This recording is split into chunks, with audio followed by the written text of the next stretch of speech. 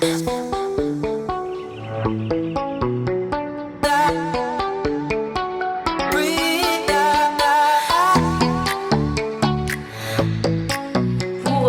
les gens puissent trouver leurs propres ressources et gravir les marches de leur propre chemin. Elle nous parlait de conscient, inconscient et je veux bien en savoir plus. Émilie, tu es toujours là? Oui, je suis toujours là. Alors dis-nous tout, conscient, inconscient, on peut tout apprendre. Alors, donc c'est vrai que quand on parle d'hypnose, on aborde tout le temps le thème de l'inconscient, parce que c'est vraiment ce qui est important en hypnose. Pourquoi? En fait, parce que l'inconscient, c'est vraiment quelque chose qui va nous permettre d'accéder à des choses dont on n'a pas forcément, dont on n'arrive pas en fait à en tirer le plus grand des bénéfices. Il faut savoir, en fait, alors déjà je vais un petit peu vous définir ce que c'est la différence entre le conscient et l'inconscient. Aujourd'hui, le conscient, c'est tout ce qui nous anime en fait dans le raisonnement, dans la logique, quand on réfléchit, quand on calcule, voilà ce qu'on fait aujourd'hui. Là j'écris, là j'ai conscience que j'écris par exemple, j'ai conscience que je parle, mais ça représente 10 à 20% du coup de ce qui nous anime par jour. Alors que l'inconscient, ben, ça va être tout le reste, c'est-à-dire 80 à 90% de ce qui nous anime. C'est déjà nos fonctions biologiques. Est-ce que vous réfléchissez à la manière dont vous mettez les choses en place à l'intérieur de votre corps pour respirer, pour vous endormir, pour manger? En fait, vous n'y réfléchissez pas. Et bien ça, c'est l'inconscient qui le fait. Et aujourd'hui, en fait, l'inconscient, c'est un petit peu tous ces automatismes qu'on a acquis. Donc ça peut être aussi des automatismes quand on apprend à conduire. Au début, on réfléchit ce qu'il faut faire, et puis après, en fait, ce sont des apprentissages, ce sont des choses qu'on a acquis en fait, de façon un petit peu innée. Et donc je voulais vraiment en fait, vous faire prendre conscience de ce que c'est. Pourquoi? Parce que quand on va en état d'hypnose, eh bien, on va un petit peu contourner le conscient. Parce que le conscient, c'est un petit peu ce qui nous met nos barrières, on va dire, c'est un peu les filtres de notre réalité. Parce qu'on a tous déjà une éducation bien précise, on vit dans un environnement bien précis, on a nos croyances, la culture, le pays dans lequel on vit, on a ensuite, après, avec notre vie de couple, les amis et tout ça. Tout ça fait qu'en fait, on forge un petit peu notre personnalité, qui on est, notre façon de voir la vie, notre façon de voir le monde. Et forcément, il y a des choses, on s'est dit, mais c'est pas possible. Pourquoi? Parce que derrière, on a une croyance, c'est pas possible, je peux pas y arriver, parce que si, parce que là.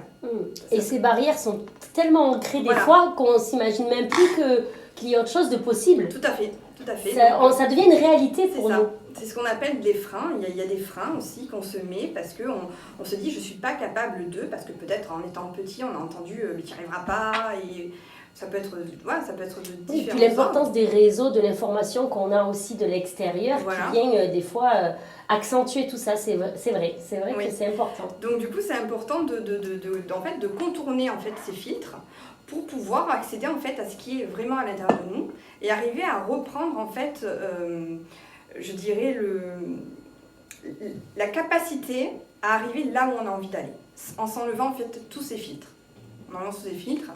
Et donc en fait, on arrive en fait en hypnose, comment? Déjà, soit par l'hypoactivité, c'est-à-dire qu'en fait, soit je vais vous emmener dans un état de relaxation, soit ça va être de l'hyperactivité, où je vais vous demander de faire des tâches un peu plus précises. Et pour vous faire comprendre un petit peu ce que c'est l'hypnose, je vais te demander, Meredith, un petit test. Oh, mais j'adore! Mais alors, oui, mais là, comme ça, en direct. Peut-être vous aussi, auditeurs, vous pouvez le faire en même temps que nous. Okay. Alors, je vais vous demander, si vous le souhaitez, déjà dans un premier temps, de prendre une bonne inspiration et une bonne expiration. Encore une fois, une bonne inspiration et une bonne expiration. Et je vais vous demander d'imaginer un rouleau de papier aluminium. Imaginez, je déchire une bonne partie de ce rouleau de papier aluminium que je vais froisser entre mes mains. Je vais le froisser, je vais bien le compacter pour en faire une boule bien homogène. Et puis, Meredith, je vais te demander de prendre cette petite boule, de la prendre dans tes mains et de la ressentir. D'observer sa couleur, sa texture, sa taille, sa forme. Et maintenant, je vais te demander de prendre cette boule et de l'emmener dans ta bouche. Qu'est-ce que tu ressens? Je peux parler? Oui. C'est pas du tout agréable. Voilà. Et pourtant, cette boule, elle n'existe pas. Cette boule, elle n'existe pas. Elle est juste imaginaire. Le cerveau ne fait pas la différence entre l'imaginaire et la réalité. Donc en hypnose, on va transformer votre réalité. C'est un petit peu comme si je vous le disais aussi, de prendre du citron et de le mettre dans votre bouche. Ça va vous donner un effet acide. En fait, vous le ressentez comme si vous le viviez. Voilà. Bon, écoute, Émilie, super expérience. J'essaye de vous parler encore avec une boule d'aluminium dans la bouche. C'est pas agréable, ça frétille de partout. On se retrouve juste après la page musicale d'un accompagnement, un service global que propose Émilie pour vraiment se prendre de la confiance, ouvrir le champ du possible. Et Émilie, juste avant la pause musicale, nous expliquait vraiment ce que le conscient, l'inconscient venait faire dans toute notre mécanisation physique, physiologique, émotionnelle. Et du coup, Émilie, est-ce que tout le monde vient te voir? Est-ce que tu traites tous les sujets? Comment on vient jusqu'à toi? Alors oui, on peut venir me voir donc à tout âge, déjà dès l'enfance. D'ailleurs, je vais me spécialiser pour les enfants en janvier. Après, donc, ce sont des modules et des spécialisations que chaque thérapeute peut avoir. Moi, je suis spécialisée en gestion du stress, par exemple. Vous avez d'autres personnes que ça va être un petit peu plus la gestion de la douleur, ou alors il y a des personnes qui vont avoir un panel beaucoup plus large. Donc ça dépend vraiment la demande. Et puis si on se rend compte que finalement on n'est pas spécialisé dans ce domaine-là, on va vous renvoyer vers des personnes qu'on connaît. Parce qu'on a aussi un réseau. Donc, mais après, on peut traiter justement beaucoup en fait, de sujets. Et je voulais préciser que l'hypnose ne sert pas à traiter forcément que certaines problématiques. C'est-à-dire qu'on peut très bien aller bien et venir voir un hypnothérapeute. Pourquoi? Parce que, en fait, qu'est-ce qui nous empêche d'aller mieux et d'aller encore mieux? Quand on a par exemple des sportifs, l'hypnose peut aider en fait à la motivation, à l'objectif, aux automatismes, à l'apprentissage, vraiment à optimiser le potentiel par exemple du sportif, à optimiser son potentiel si on a envie de prendre un peu plus confiance en soi dans son travail, quand on a envie de prendre la parole en public, des choses comme ça. Ça peut être vraiment pour la motivation, la confiance, augmenter l'estime. Ça peut être pour des choses vraiment positives, on n'est pas forcément obligé d'avoir une problématique pour venir en hypnose. Et après, donc, s'il y a des sujets bien spécifiques, ça peut être pour l'arrêt du tabac, ça peut être pour des troubles du sommeil, pour de l'anxiété, pour que ce soit l'anxiété à n'importe quel niveau, ça peut jouer au burn-out. Ça peut être aussi pour reprendre un petit peu sa vie en main, on peut changer ses comportements, parce qu'on peut avoir aussi des addictions, on peut avoir aussi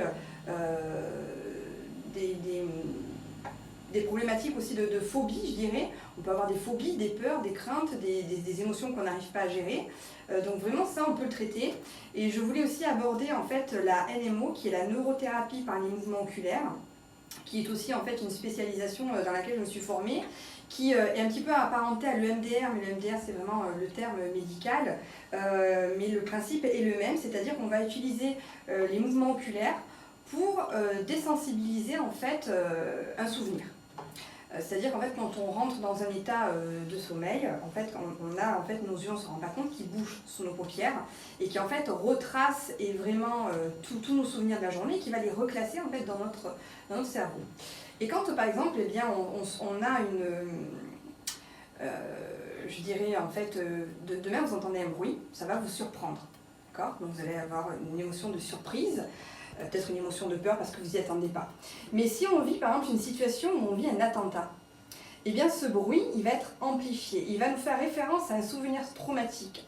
Sauf qu'il y a des personnes où, naturellement, ce souvenir-là, il va se classer et ça va se faire naturellement. Mais il y a des personnes où en fait, ça va vraiment créer des problèmes en fait, post-traumatiques, où vraiment, dès que vous allez entendre un bruit, peu importe qu'il soit anodin, que ce soit un bruit important, eh bien, ils vont avoir le souvenir de ce bruit comme quelque chose qui est de suite quelque chose de peur et des réactions excessives. Donc en fait, en NMO, on va traiter aussi toutes ces problématiques-là, où on peut en fait traiter tout ce qui est phobie, tout ce qui est peur, tout ce qui est émotion intense, mais on peut aussi augmenter le mieux-être, la motivation, la confiance. Et donc ça, c'est vraiment un outil très puissant qu'on utilise beaucoup. Je pense justement, quand je parle de sportifs, je pense aussi à des chefs d'entreprise, Oui. ou dans le management alors. C'est ça, oui. Des personnes charismatiques qui auraient besoin d'avoir une aura, je veux dire, publique, pourraient aussi faire appel à toi pour vraiment prendre confiance et être à l'aise dans leur positionnement public. Oui, tout à fait. En fait, l'hypnose, il y a aussi une bonne partie qui est conversationnelle. Hein. Quand on se rencontre, justement, il y a une partie voilà, où on va déjà bien discuter ensemble et définir les objectifs, définir en fait ce que la personne elle veut, où elle veut aller, quels sont les freins, parce qu'il y a des personnes à un moment donné de leur vie vont pouvoir changer, il y a des personnes non, parce qu'il y a des résistances, et on va essayer de sonder ces résistances parce qu'on n'en est pas forcément conscient. Donc ça c'est vraiment important et c'est toute une phase de travail qui dirais-je que l'hypnose en fait est un plus. C'est un plus, la séance d'hypnose, mais tout ce travail qu'on va faire en amont, en conversationnel, c'est vraiment très important parce que vous vous rendez peut-être pas compte, mais quand je vais vous parler, je vais avoir aussi des techniques conversationnelles qui vont vous faire prendre conscience de certaines choses et vous faire réaliser aussi ce qu'on appelle un petit peu le recadrage. En fait, je recadre aussi des fois parce qu'on a tendance à voir d'une certaine façon, comme je disais, je décale le cadre. Voilà, pour vous faire voir un petit peu tout le champ des possibles. Tu le décales ou tu l'élargis? On l'élargit, voilà. Ou alors faire prendre conscience aussi de votre créativité, parce que des fois on n'est pas forcément conscient de ses ressources et de sa créativité. Et est-ce que du coup tu pourrais nous expliquer comment le déroulé d'une séance? Parce que là j'ai l'impression qu'il y en a plusieurs dans ce que tu me dis. Alors, en premier lieu, déjà, dans un premier temps, on se rencontre. Moi, en principe, les séances durent 1h30, hein, voilà, la première même 2 heures, parce que là, je vais vraiment apprendre à connaître la personne. Je vais essayer un petit peu, voilà, je vais poser beaucoup de questions, on va beaucoup parler, un petit peu, voilà, connaître vraiment son histoire, parce qu'il faut vraiment que j'apprenne qui elle est, comment elle pense, comment elle réfléchit, quels sont ses comportements, etc., pour que je prenne conscience de certaines choses. Et ensuite, en fonction des séances, après on reparle et puis après on va commencer en fait à avoir la transe hypnotique avec donc des protocoles adaptés à la demande de la personne et en fonction du travail. Ça peut être aussi des exercices en PNL parce que donc les exercices en PNL sont aussi des exercices de coaching. D'accord. Et est-ce que tu reçois dans ton cabinet ou comment ça se passe les séances? Oui, alors donc je reçois donc chez moi pour l'instant. Je vais avoir ma pièce dédiée là, sur la Phare les Oliviers d'ici septembre l'année prochaine et je fais aussi également en visio. Il y a beaucoup de personnes qui aiment la visio. C'est très adapté à l'époque dans laquelle on vit. On va en reparler juste après la dernière, il me semble, la dernière page musicale et la publicité qui nous attend. A tout de suite, Émilie. À tout de suite. Je vais parler de la cause. Nous dans l'émission Vie de Femme 89.9 sur Fly FM. Merci d'être avec nous aujourd'hui. Émilie aussi, merci beaucoup d'être là pour nous parler de l'hypnose au service des personnes et de l'accompagnement. Juste avant que l'on laisse la musique s'installer entre nous, on parlait des séances que tu proposes en visio. Je trouve ça très très intéressant parce que du coup il n'y a aucune barrière géographique, que malheureusement avec le Covid nous avons appris à vivre avec le visio. Mais je m'interroge sur est-ce possible vraiment d'avoir ce service-là en visio? Et oui, parce que comme je te l'ai expliqué tout à l'heure, en fait, c'est vrai que l'hypnose-spectacle, voilà, c'est vraiment des phénomènes hypnotiques. Mais là, en visio, c'est tout à fait possible de faire de l'hypnose. Alors bien sûr, ça dépend de ce qu'il y a à traiter avec la personne. Il y a bien sûr des choses peut-être que je ne pourrais pas forcément faire, donc ça c'est bien à définir au préalable. Mais dans les premières séances, déjà, je peux définir et moi ensuite après m'adapter en fonction du travail en visio. C'est-à-dire qu'après, je peux très bien aussi envoyer des fiches par mail, des choses comme ça, si j'ai besoin qu'elle me remplisse quelque chose. Mais c'est tout à fait possible et l'avantage de la visio justement c'est que les personnes déjà au niveau timing eh bien, elles sont moins contraintes parce qu'elles sont plus disponibles, parce qu'elles sont chez elles, donc il n'y a pas le temps de trajet, le temps de travail. Elles sont aussi dans un cadre plus sécurisant parce qu'on est chez soi. Hein. Et ça aide beaucoup. Voilà. Et puis aujourd'hui, on a une technologie qui permet de se voir, donc de se positionner. Donc moi, j'envoie toujours un petit mail avant pour expliquer voilà, que c'est bien aussi de se mettre dans un cadre où on n'est pas dérangé, où on coupe aussi le téléphone pour ne pas avoir le bruit de la musique ou alors si on se met sur le téléphone, c'est tout à fait possible, mais voilà, vraiment de se caler pour que moi je puisse au moins voir le visage et les mains. D'accord. Et après de se positionner de façon que ça soit confortable et ça fonctionne très bien. Je suis vraiment, je trouve ça génial que tu puisses proposer ça, et parce que ça rend beaucoup plus de... Ouais, déjà, tu ouvres le champ du possible rien qu'en proposant du visio. C'est ça, mais il faut s'adapter avec son temps. Ouais, je trouve ça sympa parce que si vous ne pouvez pas aller jusqu'à Émilie vient jusqu'à vous. Voilà, c'est ça, je viens jusqu'à vous. C'est très confortable. Merci beaucoup, Émilie. J'ai appris beaucoup de choses. Je suis sûre que nos auditrices, nos auditeurs aussi.